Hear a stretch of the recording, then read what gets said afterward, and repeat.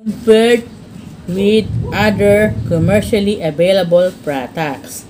And then, ang guava leaves, they contain phytochemicals, constituent that have antimicrobial and antioxidant properties which can help in preventing infection and promoting overall wound healing. Ang ibig sabihin nito, ang dahon daw ng bayabas ay pinapagaling niya ang iba't ibang klase ng sugat sa ating katawan dahil ito daw ay may taglay na antibacterial agents.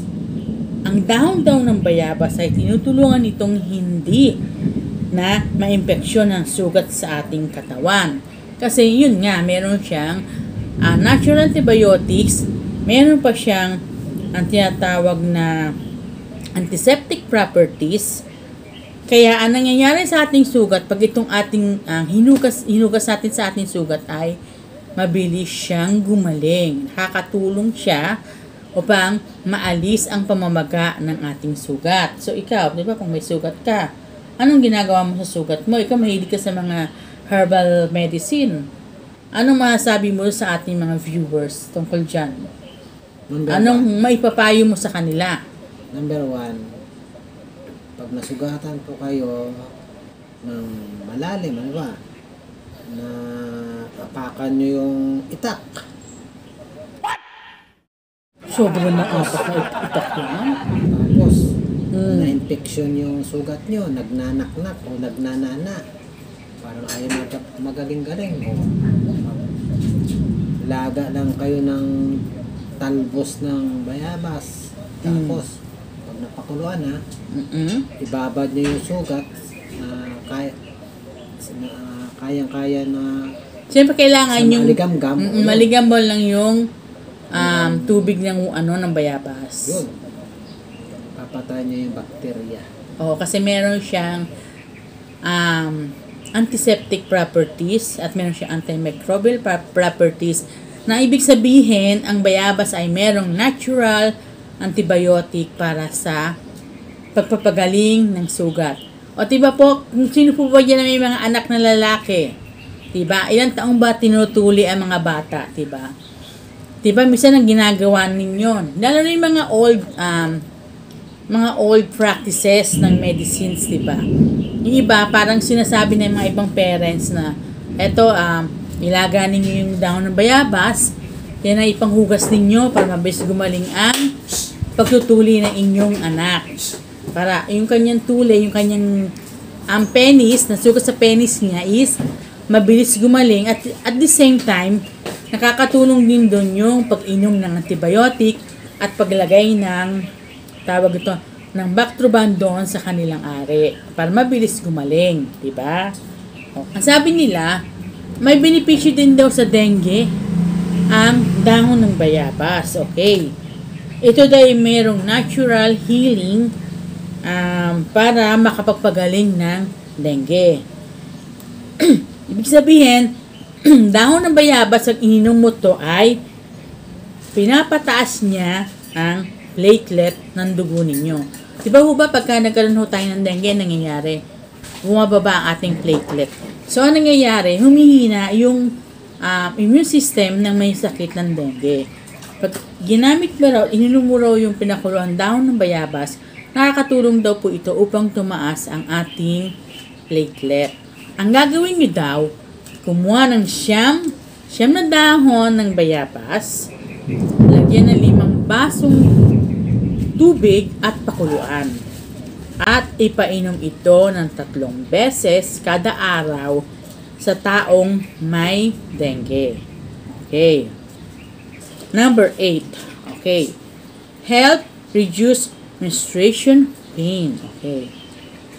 Guava leaves may relieve menstrual pain and discomfort, especially for women. Okay. Their soothing properties can ease cramps and make periods more manageable. Okay. Ang sabi dito, nakaka-reduce daw ng sakit ng puson pag tayo mayroong period. Pag meron tayong menstruation, nakakatanggal daw siya ng sakit sa ating puson. Ano daw ang gagawin mo? Sabi dito. Okay. Ang gagawin mo, magpakulo ka lang ng 6 na dahon ng bayabas at saka mo ipainom doon sa taong merong dysmenorrhea at nakakatanggal siya ng kirot. It is more powerful than some painkillers. Mas effective daw siya na painkillers kaysa sa mga commercial na painkillers. Sa bagay nga, totoo nga to. Na-experience ko rin yan. Nung dalaga pa ako, kasi ako, hindi pa ako nanganganak. Grabe ako mag-dysmenorrhea. Talagang hindi ako nakakatayo, hindi ako nakakapasok. Tapos yung katawan ko nakabaluktot lang sa kama. Sobrang sakit ang puson ko. Ngayon, kung bibili ka ng mga ng mga painkillers, commercial painkillers, ang nangyayari, mawawala nga yung sakit ng puson mo, pero yung menstruation mo, hindi na ganun kalakas yung kanyang flow. Humina. Dahil dun sa pag-take mo ng gamot. Meron kasi siyang side effects. Pero pag try mo yung mga, gumamit ka ng mga herbal medicines, nawawala ang kirot ng ng puson mo, at the same time, yung flow ng menstruation mo lumalakas. Yun ang maano ko. So, Habi, anong masasabi mo tungkol sa topic natin ng benefits of guava leaves bago tayo mag-off-air sa ating bina-vlog o bini-video? Ano pang ibang may advice mo sa tao? Anong masasabi mo kasi ikaw magaling ka sa mga ganito? Ito ay dahon ng bayabas. Oo nga, bukod sa dahon ng bayabas, ano pa? Natural medicine.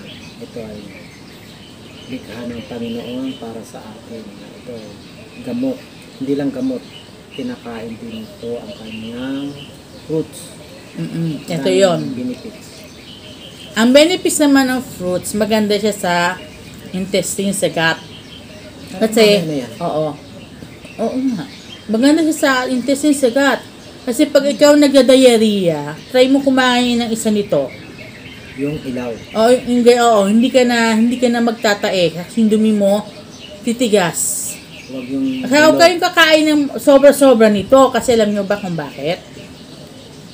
Titigas naman yung dumi ninyo, magko-constipate kayo. Pag kayo nagda-diarrhea, kumain kayo ng ganito, siguro mga 1 o 2. Papapansin ninyo na yung dumi ninyo titigas.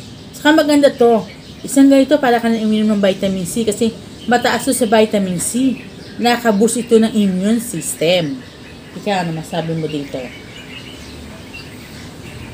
Hindi lang immune system, kundi pang-ulam pa. Pang-bulang-ulang. sa bangos. Ayaw nga. Sa sinigang sa bangos. Totoo. Ako, meron kaming tanim ng bayabas dyan sa labas. Minsan hinihintay ko siyang mahinog. Mag-request ako sa asawa ko na magbulang lang tayo. Kasi gusto ko yan. Yung sabaw nito, sa sinigang na bayabas, gusto ko to. Sarap ako. So ngayon, sana po mayroon po kayo natutunan sa aking topic na ito. At sana po maibahagi nyo rin po sa iba kung ano po yung tinuro ko sa inyo. Kasi sa panahon ngayon, mga ka-bestie, pag nagkasakit ka, talagang mga sabi mong bawal magkasakit. Alam mo ba kung bakit? Sa mahal ng gamot, sa mahal ng check-up. Pag minamalas-malas ka pa, mau-hospital ka pa. O, kulang yung 12,000 mo. Diba?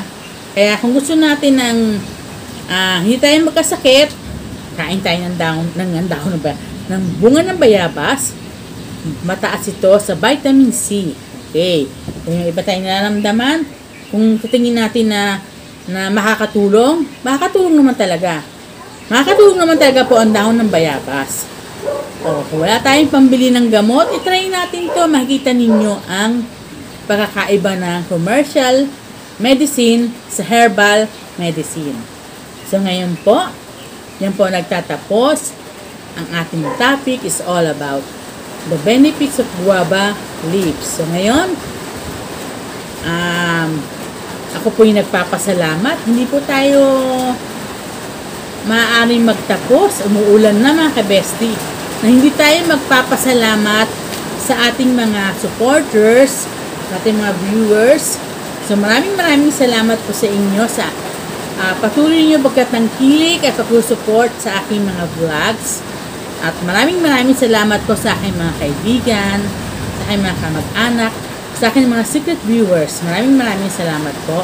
At maraming salamat din po sa Team Academy, Team Shein International, sa Daisy, 10 and 20 minutes, sa Flash, Fresh Content, at sa 30 minutes watch.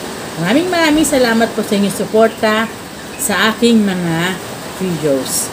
Sigit sa lahat. Magpasalamat tayo sa Panginoon dahil ito'y nilikha ng Diyos para sa atin. Sa ating health. Oo. Amen. Amen. So, bye-bye po. And see you in my next vlog.